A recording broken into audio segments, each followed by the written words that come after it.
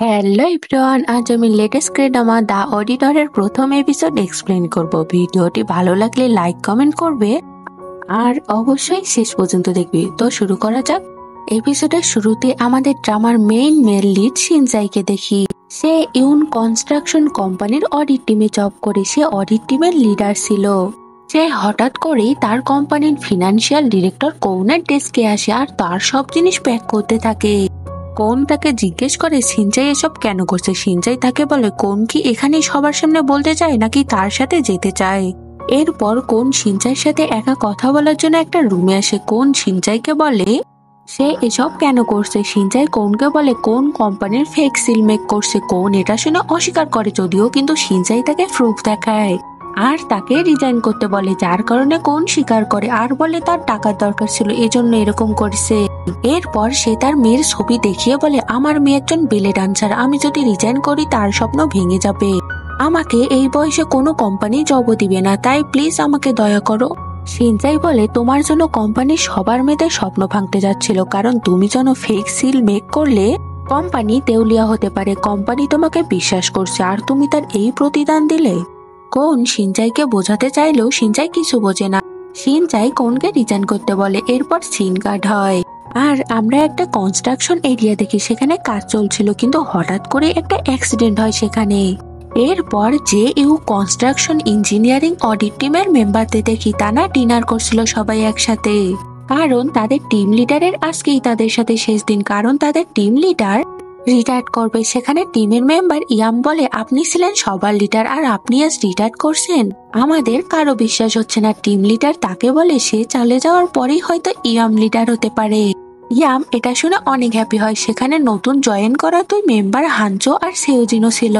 অন্য team member ওকিচাং বলে আমি বুঝতে পারছি না আমি কার পক্ষ নেব, সেউং এর নাকি দেউং এর, কারণ তারা ভাই হলেও তাদের মধ্যে তো ফাইট লেগেই আছে। টিম লিডার বলে সেউং যদিও প্রেসিডেন্ট হয়, কিন্তু ভাইস প্রেসিডেন্ট দেউং এর অনেক পাওয়ার আছে। এখন তোমরা কার পক্ষ নিবে তোমরা নিজেই ডিসাইড করো।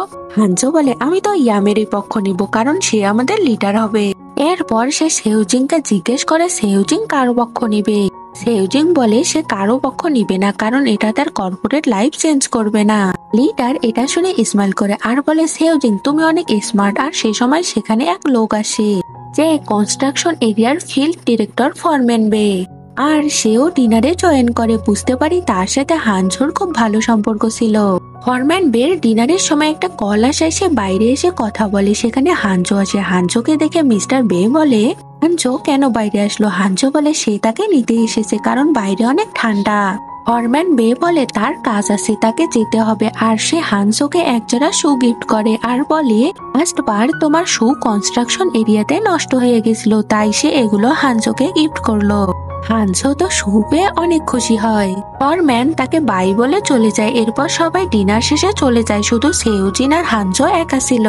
সেওজিন শু দেখে শুয়ের কথা জিজ্ঞেস করে। হানজো তাকে জানায় এগুলো ফরম্যান বে তাকে গিফট করছে, কারণ তার শু সাইডে নষ্ট হয়ে গেছিল। সেওজিন বলে একজন অডিট টিমের মেম্বার অন্য কোনো মেম্বার থেকে গিফট নিতে পারে না, কারণ আমরা তো অডিট টিম ছাড়া অন্য কারো জন্য কাজ করি না। হানজো তাকে জানায় সে গিফট পেয়েছে ফরম্যান বের কাছে, এতে তার কোনো খারাপ ইন্টেনশন নেই, সে শুধুই তার কো ওয়ার্কারদের ভালোবাসে। সেওজিন তাকে বলে তারা শুধু এখানে টাকার জন্য কাজ করে, অন্য কিছুর জন্য নয়।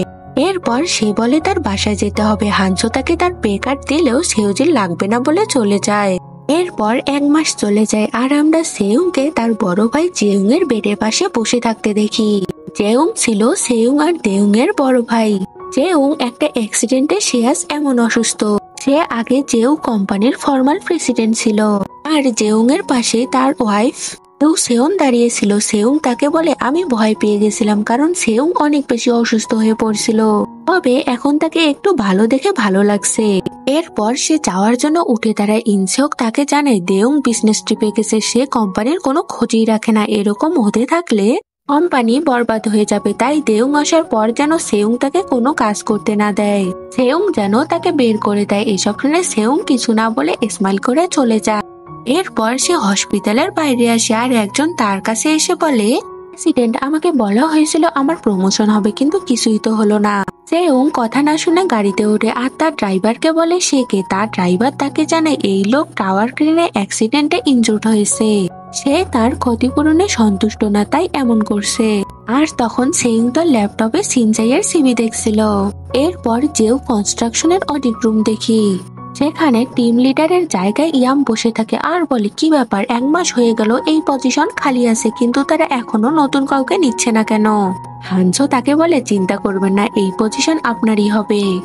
এরপর সবাই ইয়ামের কাছে ট্রিট চায় কারণ তারা মনে করে ইয়ামে একমাত্র টিম লিডার হওয়ার জন্য যোগ্য। এরপর তারা খেতে আসে আর ইয়াম ক্যাফের খাবার নিন্দা করে আর গালিগালাজ করতে থাকে। আর সিনজাই তখনই বলে উঠে এসবের জন্য অডিট টিম দায়ী, কারণ সিনজাই হানজো আর ইয়ামের সব কথা শুনেছে। সে বলে জেউয়ের অডিট টিম অযোগ্য তাই এসব খেয়াল করে না। ইয়াম বলে তুমি আমার সাথে এভাবে কথা বলছো, তুমি জানো আমি কে? আমি শীঘ্রই ম্যানেজার হয়ে টিম লিডার হব এখানের। সিনজাই তাদের জানায় সে ম্যানেজারের জন্য ইন্টারভিউ দিতে এসেছে। তারা এটা শুনে বিশ্বাস করে না কারণ তাদের বলা হয়নি অডিট টিমে নতুন কেউ আসবে। এটা শুনে সিনজাই বলে কোম্পানি তাদের জানায়নি কারণ কোম্পানি তাদের বিশ্বাস করে না। হানজো সিনজাইকে বলে যেও কখনো সিনজার মতো লোককে এখানে চাকরির জন্য হায়ার করবে না কারণ সিনজাই অনেক রুড ভাবে কথা বলে আর ভালো মানুষ না। সিনজাই হানজোকে বলে হানজো খুবই অযোগ্য অডিট টিমের জন্য কারণ সে আসল প্রবলেম সলভ না করে মানুষের বিহেভিয়ার আগে যাচাই করছে। এটা বলে সে কারো কথার পাত্তা না দিয়ে সেখান থেকে চলে যায়। এরপর জেউয়ের ম্যানেজিং ডিরেক্টর সেওগেলকে দেখি, সে অন্য ম্যানেজিং ডিরেক্টর ইয়াংজিয়ার সাথে ইন্টারভিউর ব্যাপারে কথা বলছিল। আর তখন সেখানে একজন হেঁটে হেঁটে যাচ্ছিল ফাইল পড়তে পড়তে, যার কারণে সেওগেল তাকে সবার সামনে মারে কারণ তার সামনে সে মাথা নিচু করেনি কেন। এদিকে অডিট টিমকে দেখি তারা তো অনেক অবাক হয় আর সিনজাইয়ের কথা ভাবতে থাকে আর ইয়াম হানজোকে পাঠায় ইন্টারভিউ রুমে কি হচ্ছিল দেখার জন্য। সেখানে ইয়াংজে আর সেউং আর সেওগিলও ছিল। তাকে ইন্টারভিউতে ইয়াংজে জিজ্ঞেস করে কেন সিনজাই এই পজিশনের জন্য অ্যাপ্লাই করলো। সিনজাই বলে যেও কনস্ট্রাকশনে অনেক দুর্নীতি হচ্ছে, আমি এসব শেষ করতে এসেছি। এখানে অনেক খারাপ লোক বাসা বেঁধে আছে, আমি এগুলোই শেষ করতে এসেছি। সেউং বলে তুমি এক জায়গায় বেশি দিন থাকো না কেন? সিনজাই বলে যেখানে আমার কাজ শেষ হয় সেখানে আমি আর থাকি না বেশি দিন। আর এখন যেওর মতো জায়গায় এসেছি যেখানে দুর্নীতিতে ভরপুর। তুমি যদি কোম্পানিকে বাঁচাতে চাও আর ওয়ার্কারকে হারাতে না চাও তাহলে দেরি হওয়ার আগে সবকিছু দেখতে হবে, এসব ঠিক করতে হবে। এসব শুনে সেউঙ্গিল অনেক রিয়াক্ট করে আর চিৎকার করতে থাকে। কেন সিনজাইয়ের এসব ফালতু কথা সেউং শুনছে আর সিনজাইকে এখানে লেকচার দিতে এসেছে নাকি? আর এসব হানজো বাইরে থেকে শুনতে পায় আর তখনই সিনজাই ইন্টারভিউ রুম থেকে বাইরে আসে আর চলে যায়। হানজো মনে করে সিনজাইকে চাকরি দেওয়া হয়নি তাই সে খুশিতে অডিট টিমকে এসে বলে। এটা শুনে সকলে খুশি হয় একমাত্র সেউজিন ছাড়া। পরদিন হানজো খুশি মনে অফিস আসে আর অডিট রুমে একজনকে বসে থাকতে দেখে আর এটা আর কেউ না সিনজাই ছিল। সে সিনজাইকে দেখে অবাক হয় আর বলে সিনজাই এখানে কেন? সিনজাই বলে আমি এই ডেস্কে বসে আছি, আমি কে হতে পারি নিজেই বলো।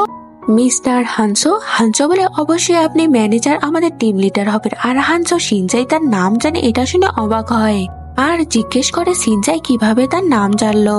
সিনজাই এবার শুধু তার নামই না, সে কিভাবে এখানে আগের টিম লিডারের হেল্প নিয়ে টিমে জয়েন করছে সব বলে দেয় হানজোর।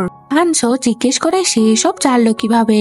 সিনজাই ডেস্কের দিকে দেখায়, আসলে হানজো তার ডেস্কে সব লিখে রেখেছিল। আর বাকি টিম মেম্বাররা এসে সিনজাইকে দেখে অনেক অবাক হয়। এরপর সিনজাই তাদের নিয়ে মিটিং এ বসে। সে তাদের বলে আমাদের নতুন করে পরিচয় হওয়ার দরকার নেই, তাই সোজা কাজের কথায় আসি। 16 জানুয়ারি একটা টাওয়ার কেন কনস্ট্রাকশন সাইটে ভেঙে পড়ে। আমরা ওই ইনসিডেন্টের অডিট করব। ইয়াম আর ওকেজান তাকে জানাই সেই ঘটনা তারা আগেই হ্যান্ডেল করছে। সবাইকে টাকা দেওয়া হয়েছে, কেন তারা শুধু শুধু সেটার জন্য আবার টাইম ওয়েস্ট করবে। সিনজাই তাদের বলে তারা কি জানে কেন সেটা ভেঙে পড়েছে? টিম মেম্বার সাংও তাকে বলে কারণ সেখানে বাতাস ছিল।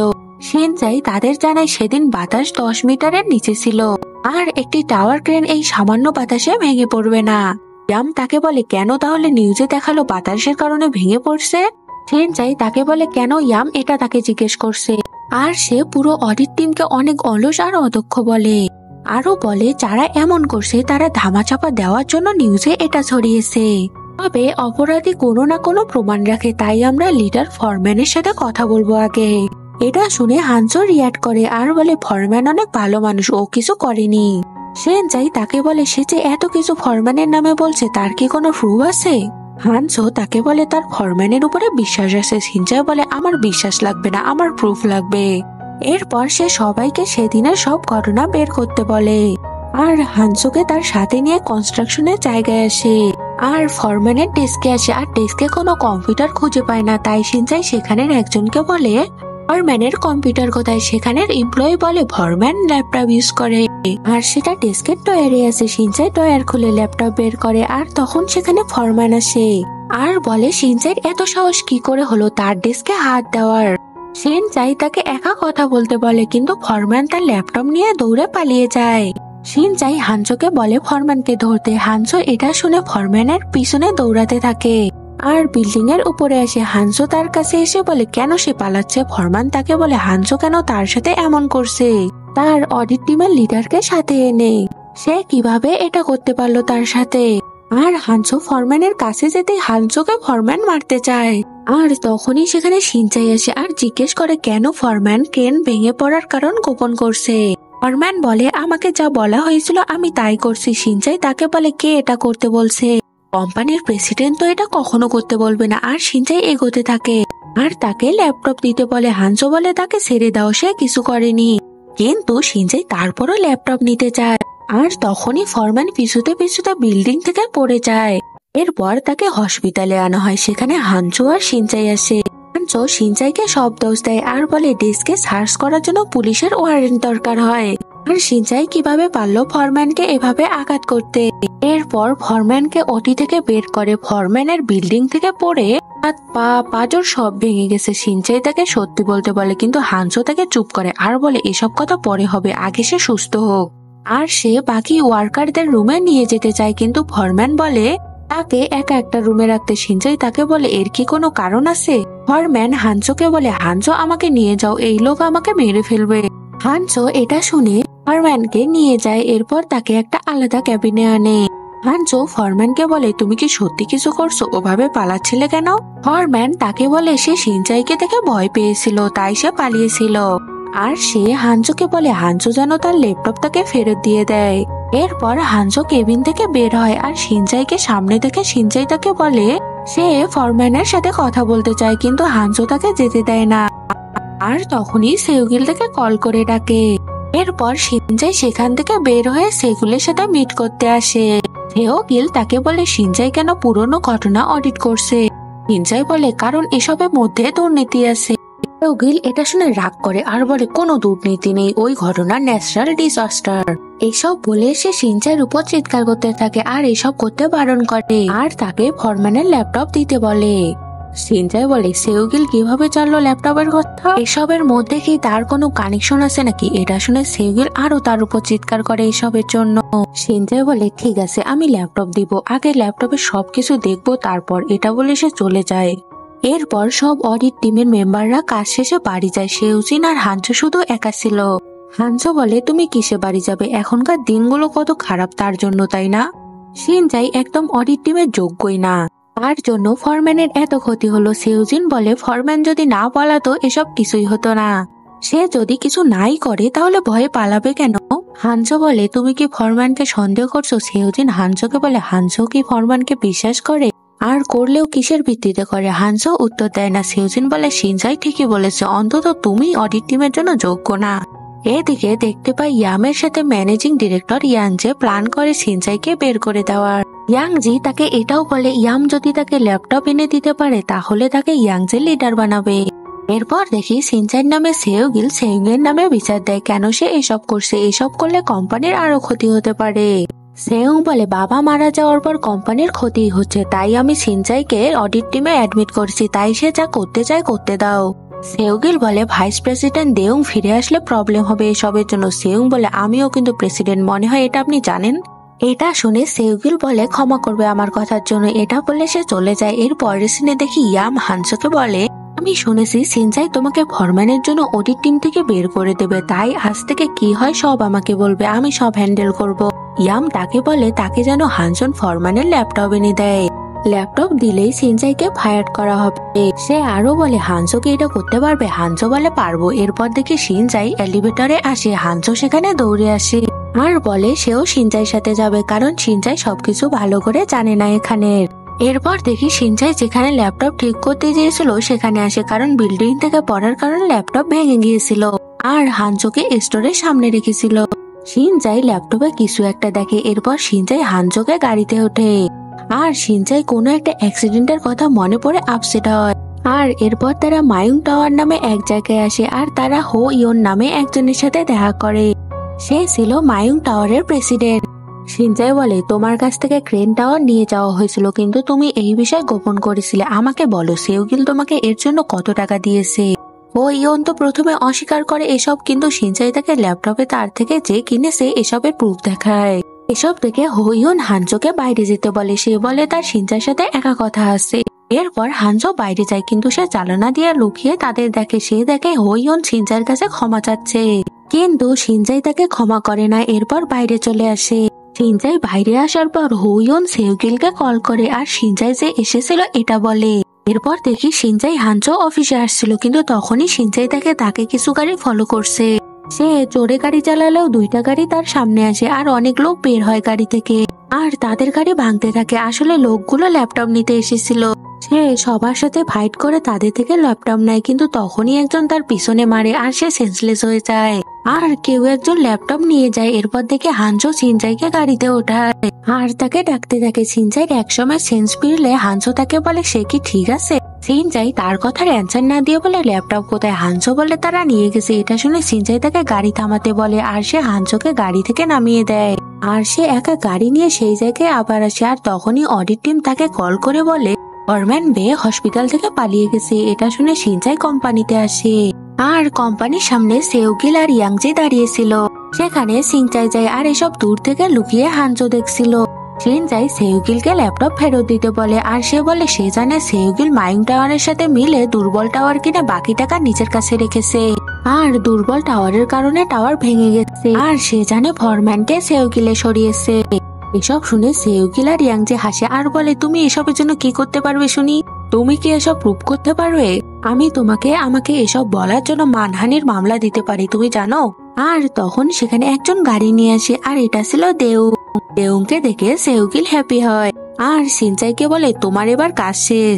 তা বলে সে হাসতে হাসতে দেউং এর কাছে যায় আর তার সাথে কথা বলে। দেউং শিনচাইকে দেখে বলে এটাকে। সেওগিল বলে এ আমাদের অডিট টিমের নতুন ম্যানেজার। দেউং বলে কিন্তু সে আমাকে এভাবে দেখছে কেন? এরপর শিনচাই তার কাছে আসে আর দেউংকে হ্যালো বলে আর এসব হানজো দূর থেকে দেখে।